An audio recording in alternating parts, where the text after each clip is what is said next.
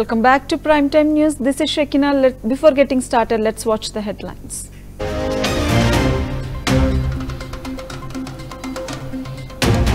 Prime Minister Narendra Modi and Ukrainian President Volodymyr Zelensky paid tribute to children at the Martyrologist Exposition in Kyiv.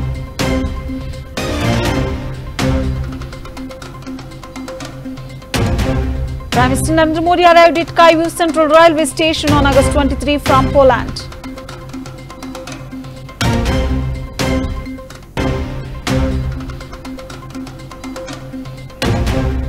In a press conference, Indian Prime Minister Narendra Modi stressed the importance of diplomacy over conflict.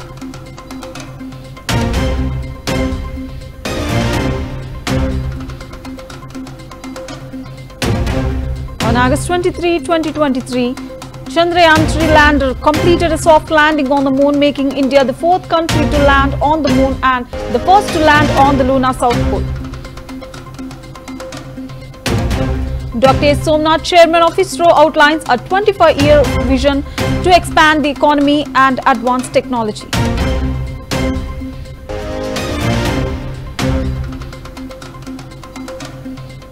India has dismissed claims made by Bangladesh regarding the flood situation in the bordering areas as faculty incorrect.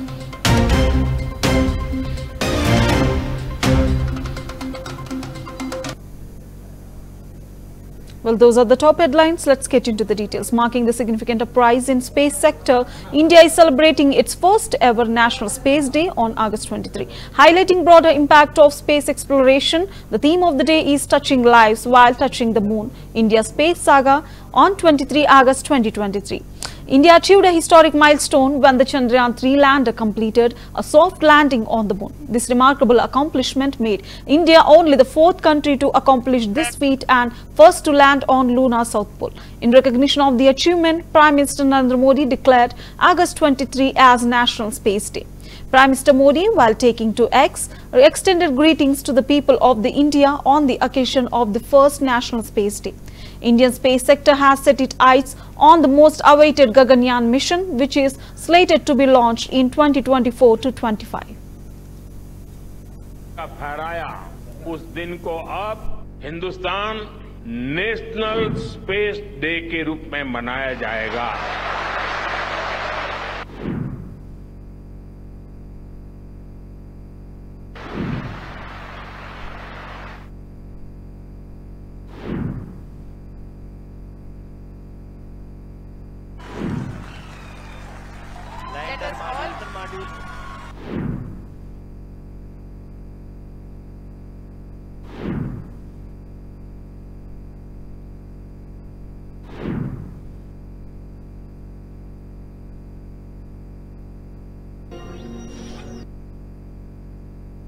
तेईस अगस्त को जब भारत ने चंद्रमा पर तिरंगा फहराया, उस दिन को अब हिंदुस्तान नेशनल स्पेस डे के रूप में मनाया जाएगा।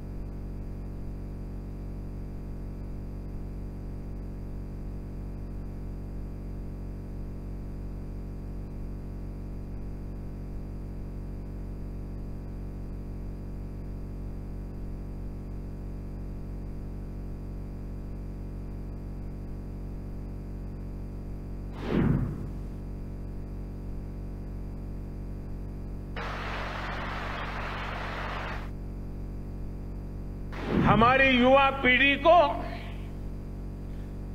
निरंतर प्रेरणा मिलती रहे, इसके लिए एक और निर्णय लिया गया है। 23 अगस्त को जब भारत ने चंद्रमा पर तिरंगा फहराया, उस दिन को अब हिंदुस्तान नेशनल स्पेस डे के रूप में मनाया जाएगा।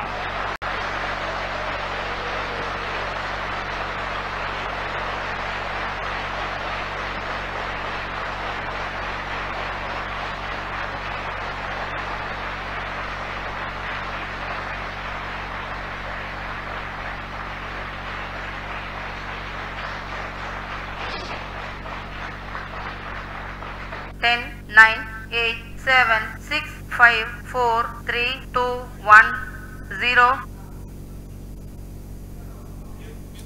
Dr. Somnath, the chairman of the Indian Space Research Organization, has outlined a vision for the next 25 years aimed at expanding the economy and advancing technology. And his vision likely includes focusing on areas such as space exploration, satellite technology and related sectors to boost economic growth and technological development. This long-term strategy is expected to drive innovation, create new opportunities and position the global country as the global leader in space and technology. So this is a day to remember and also to rededicate for the nation, especially in the space sector. The journey of the Chandrayaan-3 is really an inspiring journey for all of us. So 1 year later, we are celebrating the first National Space Day. And today we are not only celebrating the success of the Chandrayaan-3 but also laying down the vision for the future, next 25 years in the Amrit. What you should do in space sector, really to expand the economy, expand the technology, and also to go to places where we have never gone before.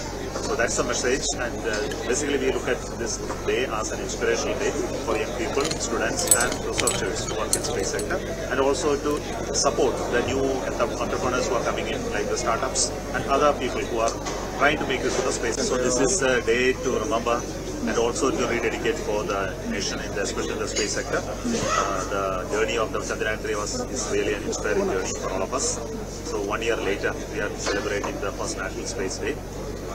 And today we are not only celebrating the success of the Chandrayaan-3 but also laying down the vision for the future, next 25 years in the Amrit. What you should do in space sector, really to expand the economy, expand the technology, and also to go to places where we have never gone before. So that's the message, and basically we look at this day as an inspirational day for young people, students and researchers to work in space sector, and also to support the new entrepreneurs who are coming in, like the startups and other people who are trying to make this to the space. So this is a day to remember. West Bengal Chief Minister Mamata Banerjee wrote a letter to Prime Minister Narendra Modi for strict law on Kolkata rape murder incident. In this episode, West Bengal BJP Vice President Soumitra Khan reacted and said that Mamata Banerjee is the biggest drama leader of India. He said that an attempt is being made to buy the mother of the girl who was raped and murdered by giving her 10 lakh rupees. 2009 साल में rail minister था और वो वहां पे विपक्ष का नेत्री था, तो उस टाइम उसका ईंधन से रेल का दुर्घटना घटी था, ज्ञानश्री हत्याकांड। हम लोग उसको पास में रहता हूं, तो ममता बनर्जी पार्क स्ट्रीट में जो घटना घटी, बोला उसका साजाना घटना, बांग्ला में बोला था।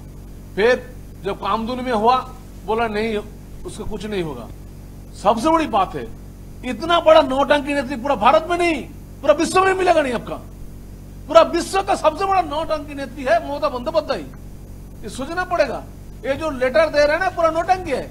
अरे पहले आप जो बोल रहे 10 लाख में खरीद ले रहे दोषिता को, माता जी को जो रेप हुआ है, जो आज देहांत हो गया, जो हमारा कॉलेज के स्टूडेंट्स है, उसका माता जी का आप खरीद ले रहे हैं 10 लाख रुपया में।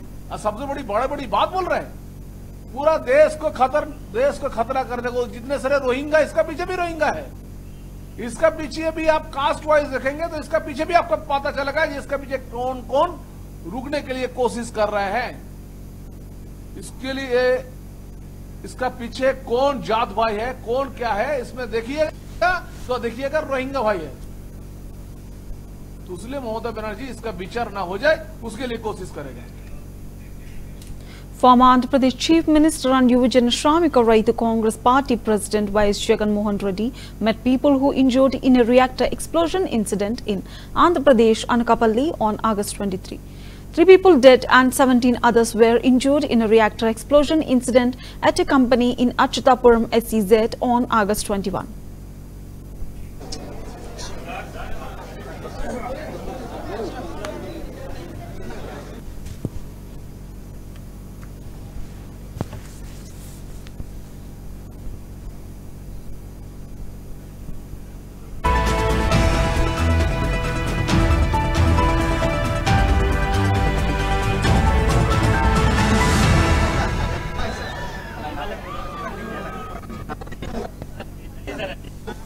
these kind of situations, what do they demand? One is empathy, the other is responsibility. As government, it is government duty. It is government's duty to ensure that both these are imparted. As far as empathy is concerned, we've made a very strong demand. In fact, in a similar situation, somewhat like this, during our regime in 2020 May, when something like this took place, we ensured that within 24 hours, 1 crore of rupees as compensation was given to the disease, and amounts somewhat similar to these kind of amounts were also given to the people who were hurt, who were injured. The same kind of sympathy and same kind of empathy is wanting from the government. And also the responsibility factor also kicks in. So there is a huge protocol put in place. In fact, during our regime, post that LG Polymers incident, we've actually constituted a committee, a high-level committee On the deployment of NDRF teams in the wake of Tripura floods, NDRF Dig Mohsin Shahidi said that on 21 to 22 August, Tripura state received heavy rainfall in which more than 200 mm of rain has occurred. 23 people are reported dead. More than 1,000 houses have been damaged. 9,000 hectares of area has been affected due to rain, and a total of 11 NDRF teams are deployed in Tripura. Rescue operations were going on till last night. About 900 people have been airlifted. Relief material and food items are also being delivered to those areas where airlift is not required but goods need to be delivered. ये जो 21-22 अगस्त को भारी वर्षा हुई है Tripura state में, उसमें 200 mm से ज़्यादा बारिश हुई है। तकरीबन 3 डिस्ट्रिक्ट्स में बहुत ज़्यादा बारिश हुई है। इसको लेकर के कई इलाके में इनंडेशन है, फ्लडिंग हो गया है, कई इलाके कट गए हैं। जो हमारे पास SEOC से सूचना मिली है, उसमें 23 लोग के मारे जाने की सूचना है।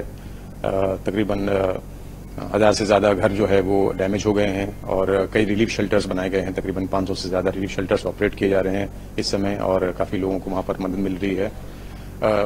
इसमें जो वर्षा हुई है उसको लेकर के तकरीबन 9000 हेक्टेयर एरिया जो है वो प्रभावित हुआ है, उसमें फ्लडिंग हुई है और ख़ास तौर पर जो सिपाही जाला है, वेस्ट त्रिपुरा है, साउथ त्रिपुरा है, ये सबसे ज़्यादा अफेक्टेड डिस्ट्रिक्ट्स हैं। जो NDRF का यहाँ पर जो डिप्लॉयमेंट है उसमें मूलतः हमारा एक RRC है, रीजनल रिस्पांस सेंटर। इसमें प्री मानसून जो हमारा डिप्लॉयमेंट होता है उसमें 3 टीमें पहले से ही मौजूद यहाँ पर थी और ये सिचुएशन को देखते हुए एक टीम 21 तारीख को सिलचर से रवाना की गई थी बाई रोड और ये इंश्योर करने के लिए कि टीम्स हमारे पास सफिशिएंट रहें। 4 टीम्स को होलोंगी से एयरलिफ्ट किया गया था, अरुणाचल से कल, और इसके अलावा 3 टीमों को बीटा एयरपोर्ट से भी एयरलिफ्ट किया गया। तो कुल मिलाकर के अभी 11 टीमें NDRF की त्रिपुरा में तैनात हैं। अभी फिलहाल कौन कौन से एरिया ज्यादा अफेक्टेड हैं और कितने लोगों को इवैक्यूएट किया जा चुका है? जैसे देखिए, ये इसमें काफी लगातार कल रात तक कार्रवाई चल रही थी और NDRF की टीमें जो बाहर से आई हैं तकरीबन 900 लोगों को इवैक्यूएट किया गया है। इसके अलावा हेली ऑपरेशंस भी चल रहे हैं क्योंकि कुछ एरियाज हैं जहां पर कटाव की वजह से जो रोड्स हैं वो बाधित हैं, वहां पर जाना मुश्किल हो रहा है। तो हेली ऑपरेशन चल रहा है जिसमें एयरफोर्स है, आर्मी है और रिलीफ ऑपरेशंस भी हो रहा है जिसमें कि रिलीफ का सामान जो है वो गिराया जा रहा है उस क्षेत्रों में जहां पर इवैक्यूएशन की जरूरत नहीं है मगर खाने पीने की जरूरत है वहां पर। कल होम मिनिस्टर ने ये जो On Rahul Gandhi's comment on the constitution, Danish Azad Ansari said that Rahul Gandhi does not know anything about the constitution and he is only fulfilling his political interests. Danish also said that only Samajwadi Party is stopping BJP from development in Uttar Pradesh. SP should give up this habit. On the meeting of Waqf Act Amendment Bill, Danish said that if the properties of Waqf are being misused, then the poor Muslims will have to bear the brunt of it. for which the government is serious. Congress party जिसने देश के संविधान का सबसे ज्यादा उपहास उड़ाया, वही कांग्रेस पार्टी अगर संविधान की दुहाई देती है तो ये अपने आप में बहुत चकित करने वाली बात है। देश का जन जन जानता है कि किस तरीके से कांग्रेस पार्टी के शासनकाल में संविधान के साथ सबसे ज्यादा जो है खिलवाड़ किया गया। इमरजेंसी देश में किसने लगाई है, ये देश कांग्रेस से सवाल पूछता है। 2004 से 14 तक जब कांग्रेस का शासनकाल था तो किस तरीके से देश को भ्रष्टाचार की तरफ कांग्रेस ने ढकेला था। तो कांग्रेस पार्टी, राहुल गांधी जी केवल और केवल ये पॉलिटिकल स्टंट करके अपनी राजनीतिक रोटियां सेकना चाहते हैं। उनको ना संविधान से कोई मतलब है, ना देश की तरक्की से कोई मतलब है, ना नौजवानों के उत्थान से कोई मतलब है। कांग्रेस पार्टी को केवल और केवल अपने निजी राजनीतिक स्वार्थ से मतलब है। देखिए, ये बात तो सही है कि विकास करने से यूपी में भाजपा को केवल सपा ही रोक रही है। सपा ने हमेशा जब भाजपा ने, योगी मोदी सरकार ने विकास की बात की है उत्तर प्रदेश में, तो उसके बीच में रुकावट बनने का काम समाजवादी पार्टी ने ही किया है। बहुत सही बात कही उन्होंने। सपा को अपनी इस आदत से बाज आना चाहिए। उत्तर प्रदेश का विकास हमारी योगी सरकार चाहती है और सपा अगर सही मायनों में अगर प्रदेश का भला चाहती है तो वो भारतीय जनता पार्टी की नीतियों के साथ, योगी सरकार की नीतियों के साथ उसको भी अपना समर्थन देना चाहिए। सर, में विपक्षी सांसदों ने वक्फ बिल पर आपत्ति जताई। सांसदों ने विधेयक के समय सवाल उठाए और आरोप लगाया कि इस विधेयक के साथ सरकार मुसलमानों के मौलिक अधिकारों का हनन करना चाहती है। देखिए, वक्फ अधिनियम संशोधन 2024 का जो बिल संसद में पास हुआ, जिसके लिए जेपीसी की कमेटी बनाई गई है, उसकी कल बैठक हुई है। और देखिए, वक्फ की जो संपत्ति है वो मुस्लिम समाज के डेवलपमेंट के लिए इस्तेमाल होनी चाहिए, उसका नेचर ये है। लेकिन लगातार ऐसी आम मुसलमानों की तरफ से शिकायतें आती है जहां ये कहा जाता है कि वक्फ की संपत्तियों का दुरुपयोग हो रहा है, वक्फ की संपत्तियों पर अवैध कब्जे हो रहे हैं, वक्फ की जो संपत्ति है उसकी प्रॉपर मैनेजमेंट नहीं हो रहा है डॉक्यूमेंट का, उसकी ऑडिटिंग प्रॉपर नहीं हो रही है वक्फ बोर्ड में। तो ये बहुत सारी कमियां हैं जिसकी हानि आम पासमानदा गरीब मुसलमानों को जिसकी हानि हो रही है। वक्फ की संपत्तियां गरीब पासमानदा मुसलमानों के लिए उत्थान के लिए उसका इस्तेमाल होना चाहिए और इसके प्रति हमारी केंद्र की सरकार जो है पूरी तरीके से संजीदा है। देखिए, जिस तरीके से लगातार कांग्रेस पार्टी जिसने देश के संविधान का सबसे ज्यादा उपहास उड़ाया, वही कांग्रेस पार्टी अगर संविधान की दुहाई देती है तो ये अपने आप में बहुत चकित करने वाली बात है। देश का जन जन जानता है कि किस तरीके से कांग्रेस पार्टी के शासनकाल में संविधान के साथ सबसे ज्यादा जो है खिलवाड़ किया गया। इमरजेंसी देश में किसने लगाई है, ये देश कांग्रेस से सवाल पूछता है।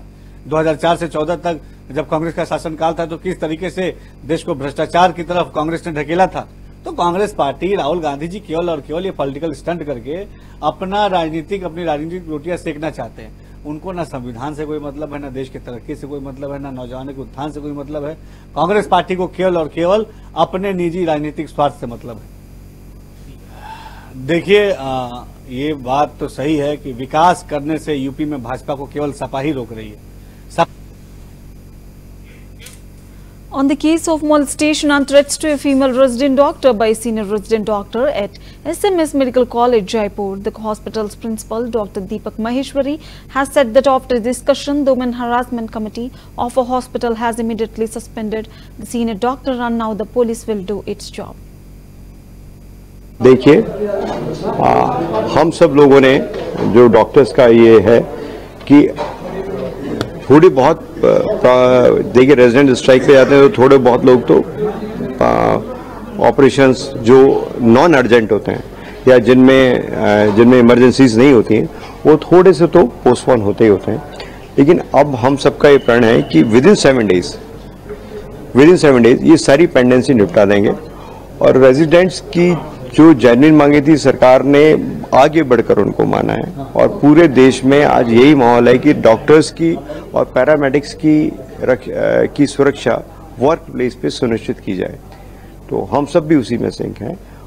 हमने उनकी तो मेरी भी उन सबसे यही उम्मीद है कि जब सुरक्षा कि अब हम जो पेंडिंग ऑपरेशंस हैं उनको 7 दिन के अंदर अंदर क्लियर कर दें।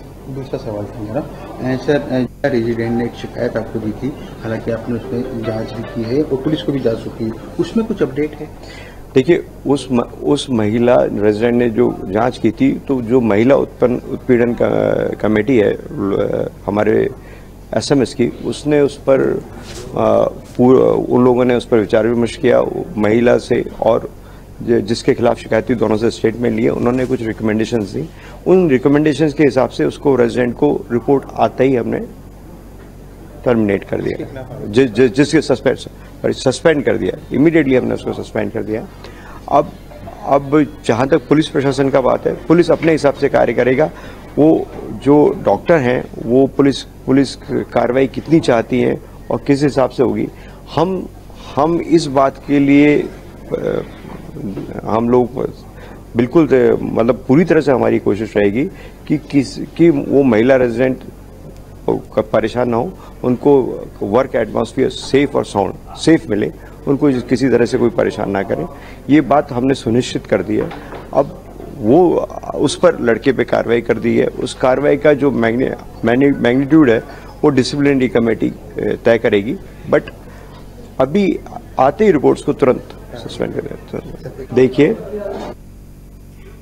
a local entrepreneur from Udhampur has been making significant strides in the silk industry for nearly 3 decades. By establishing the silk industry, Ashish Karu has not only created employment opportunities but also put Udhampur silk on the national map. After learning about these experiences in Karnataka, the entrepreneur returned to his hometown and opened a silk manufacturing unit in Udhampur. Despite facing initial challenges, his unit has been now witnessing a resurgence in demand for natural silk. Department of Sericulture provided Cocoon Bank facilities to support the silk industry in Udhampur. However, he has not been able to access these facilities in the past year. This lack of access has hampered his business operations, as Cocoon Banks are crucial for ensuring a steady supply of raw materials. He appealed to the higher officials of the departments to provide him with the necessary Cocoon Bank facilities as soon as possible. Bank fund जो कि हमें दे नहीं रहे हैं, पिछले साल भी रो के दिया, इस साल तो बिल्कुल नहीं दिया।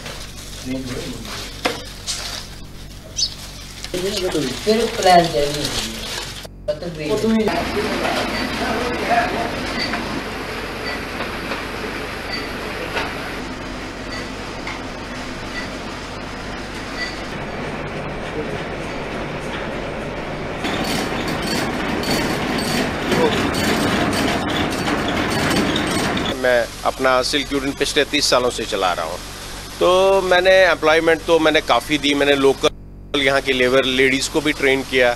मेरी वेस्ट बंगाल से, कर्नाटका से लेबर आती है। मैंने एम्प्लॉयमेंट काफ़ी जनरेट की।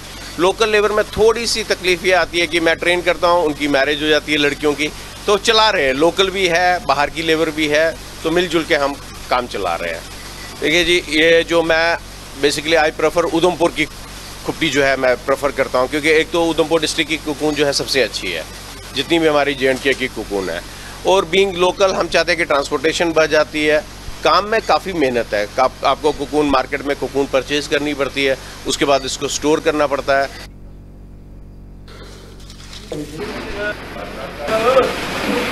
मैं यहाँ 23 साल से काम कर रहा हूँ। कोविड की वजह से भी हुआ था वो downfall.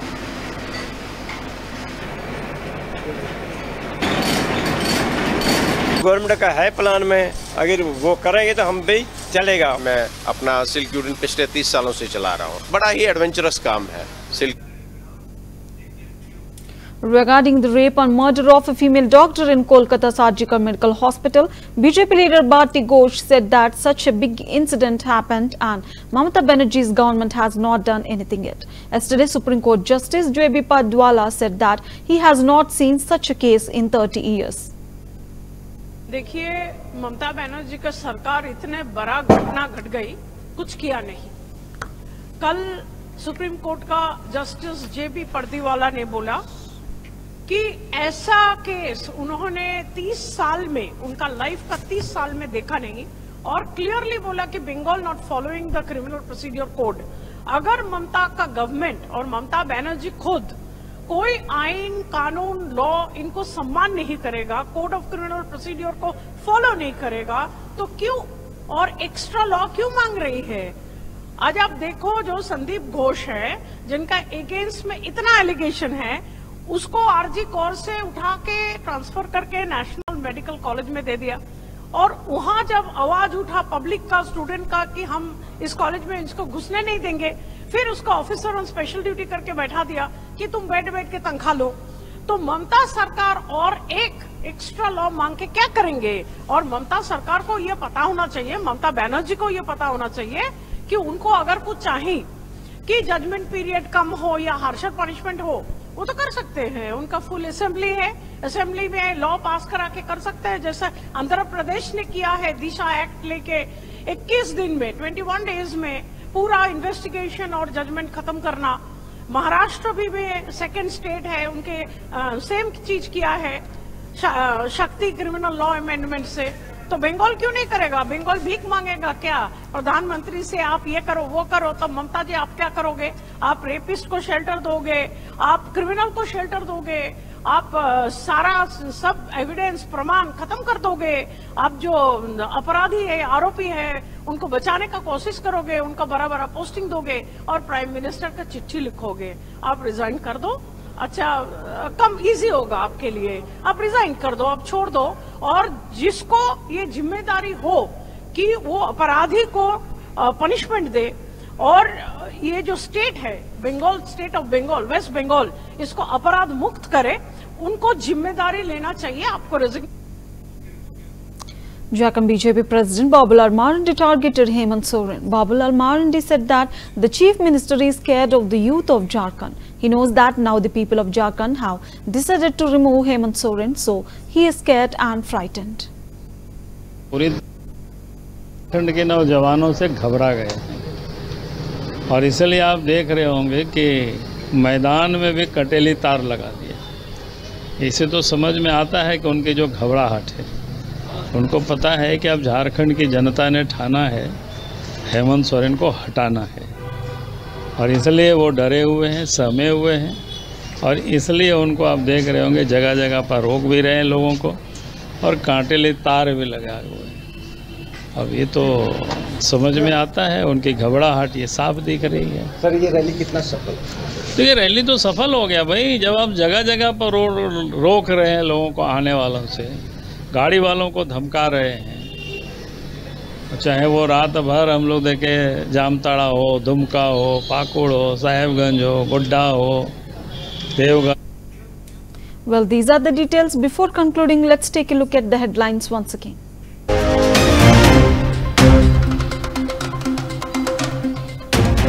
Prime Minister Narendra Modi and Ukrainian President Volodymyr Zelensky paid tribute to children at the Martyrologist exposition in Kyiv.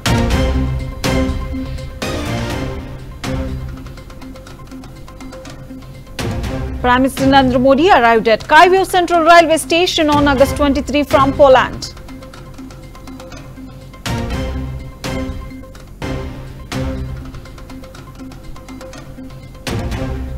In a press conference, Indian Prime Minister Narendra Modi stressed the importance of diplomacy over conflict.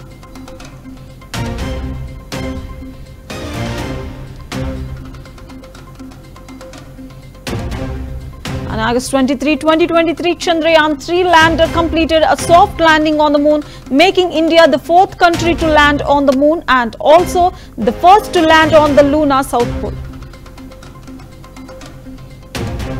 Dr. S. Somnath, chairman of ISRO, outlines a 25-year vision to expand the economy and advance technology.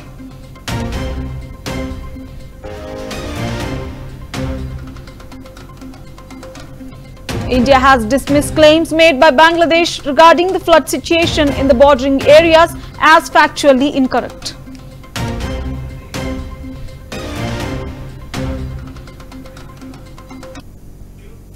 Well, these are the latest updates for Primetime News. Keep watching CVR English News.